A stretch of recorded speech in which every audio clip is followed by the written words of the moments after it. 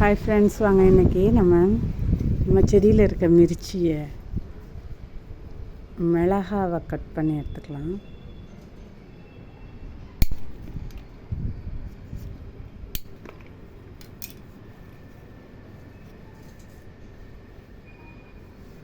பாருங்கள், 2 மிளகா கிடச்சிருக்கு. அப்புறம் இங்கே ஒரு கொடை மிளகா 2 இருக்குது, அதையும் கட் பண்ணி எடுத்துக்கலாம். செடி சின்னதாக இருக்குங்க, அதனால் இப்போயே விட வேண்டாம் அப்படின்னு.